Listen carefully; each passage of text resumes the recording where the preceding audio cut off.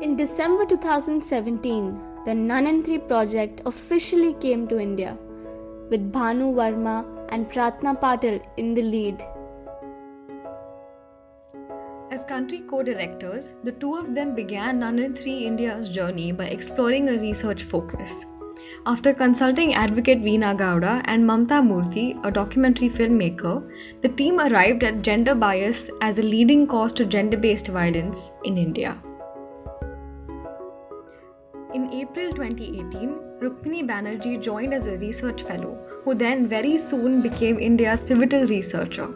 Her time at NI3 began with a 2-week-long training at the University of Huddersfield in the UK.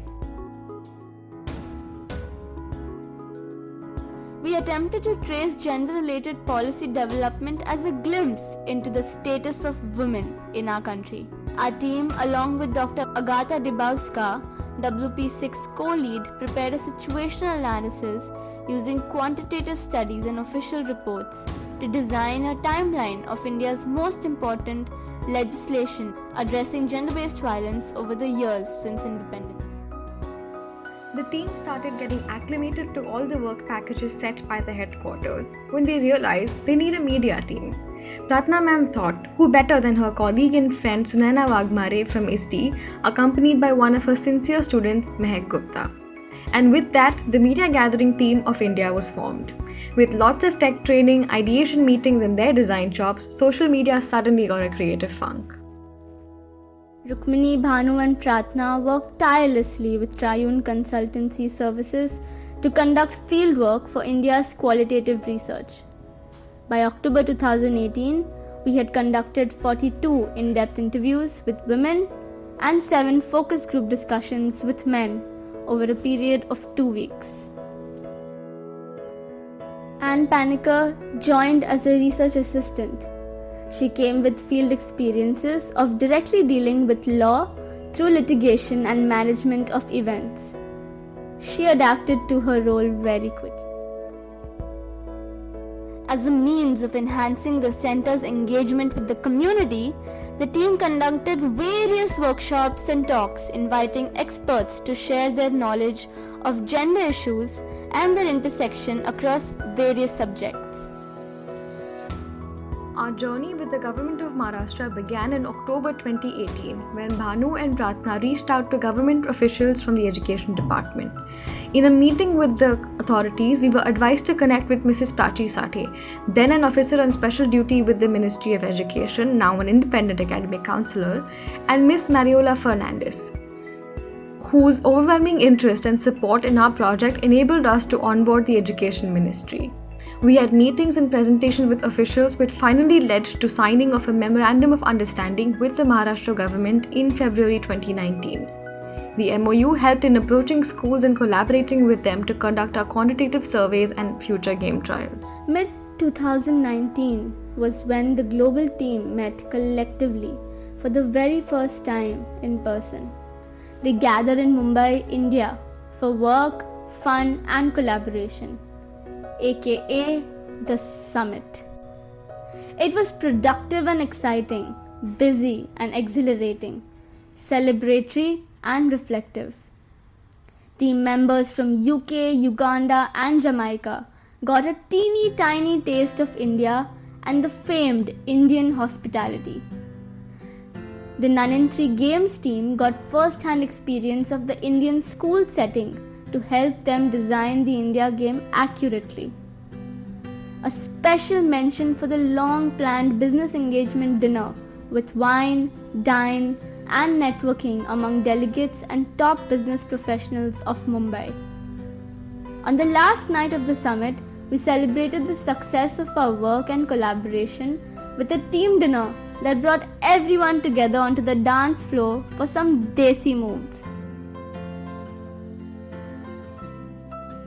You must have noticed 2 new faces in all the summit photos. These 2 faces represent the creative boom in our team, Ishani Kulkarni and Karmisha Krishna. Mid-2019, as the team began to synthesize their research findings, Ishani came on board as NI3's first research and design intern. After helping the team with the summit in her first month, she began contributing to data visualization and helped the team translate their research into creatives for social media. Also amongst the summit planning group were a bunch of student volunteers from ISTE, of whom the bright and talented Karmishta continued a creative relationship with us. The summit was also a time when Professor Adele Jones realized that we had untapped design potential here in India. She thought, why don't we make this a design hub and actualize the synergy between research and design? And that's what happened. Slowly and steadily, major shifts were made, beginning with a logo redesign and rebranding of Nunn & 3 itself that reflected this new synergy. Midway through 2020, the Design Hub saw an opportunity to sensitize young designers and artists towards gender-based violence, which was carried out through a poster design competition. The month of September saw over a dozen virtual poster submissions on various themes including patriarchy, gender stereotypes, and the impact of COVID on women. Having the NI3 Purple as a mandatory design guideline for the submissions, the posters brought in a unique identity of NI3 in them. Towards the end of 2019, we, the country directors, the researchers, the designers, the volunteers, and the interns, focused all of our efforts towards the administration of quantitative research. And by December, the team had conducted over 8,000 surveys across 20 schools in suburban Bombay in 4 languages. The theme for the conference this year was Constitutional Principles in 21st Century India, Visions for Emancipation. The NI3 team made a short 12-minute presentation on perpetuating gender bias, deprivation of women's rights as equal citizens, with a focus on bystander intervention. This was well appreciated and received a question on whether we came across cases in our research pertaining to love marriages and how does the bystander theory play out there.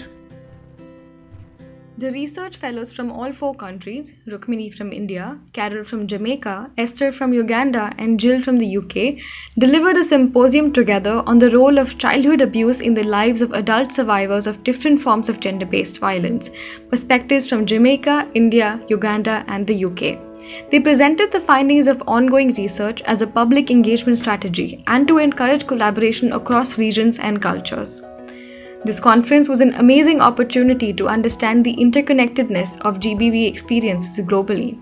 It was also the last physical conference we participated in before the COVID pandemic triggered a worldwide lockdown, so it holds a special place in all our hearts. Our research fellow Rukmini and senior research assistant Anne spoke at the same conference again in 2021. Their presentation explored how the team had applied an autoethnographic research methodology as part of undertaking our large-scale quantitative survey, allowing their own personal experiences to inform a reflexive data collection methodology. This virtual conference gave us the opportunity to engage with researchers from around the world, from the comfort of our homes. The presentation has also contributed to an academic paper written by Professor Miller and Xiaomin Chen on the topic of access experiences of research teams to schools and comparing the approaches taken by different countries to participate in the psychosocial surveys. At the last collaborative conference presentation from the India team before the closure of our project, we were both excited and emotional. Anne and Rukmini presented on some of the findings of the qualitative research focusing on the issue of older women's abuse in India. Alongside, Gauri presented on the very pertinent topic of domestic violence representations in the news media during the COVID lockdown in India.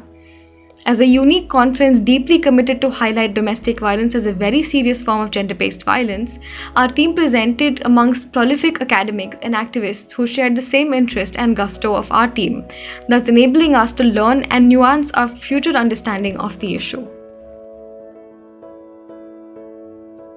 The qualitative research that was conducted in late 2018 brought forward data that overwhelmingly supported the research focus that gender bias leads to gender-based violence.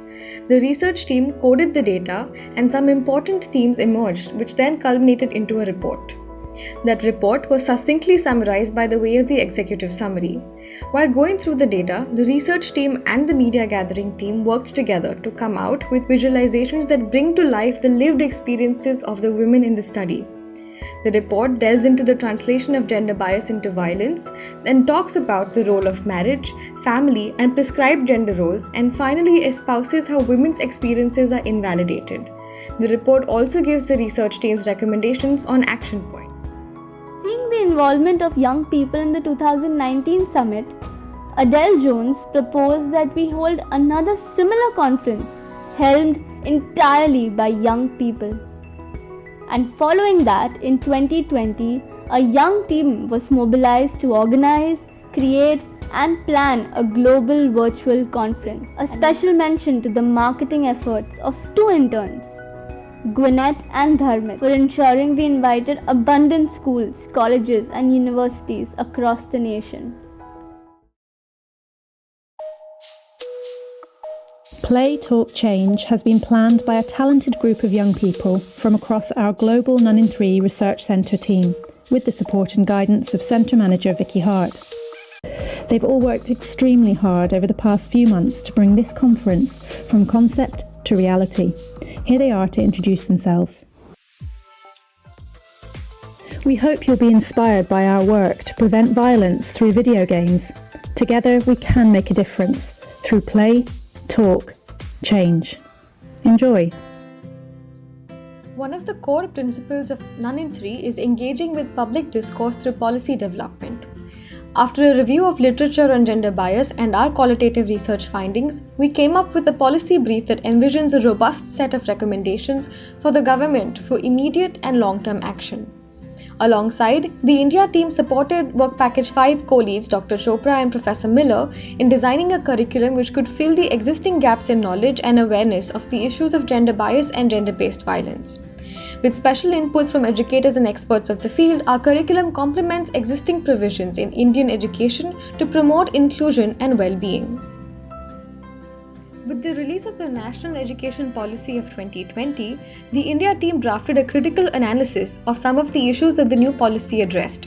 Simultaneously, we were looking at curricular development of government schools with a focus on gender, sexual health, and gender-based violence. This led to us publishing an opinion piece on challenging the status quo of sex education in India and how it affects young women. The None in Three India team started recruiting voice actors to provide voiceovers for the audio files in the pro-social video game. By May 2021, we had started rehearsals, and once the lockdown in Mumbai was partially lifted, we hit the recording studio to record the audio pieces.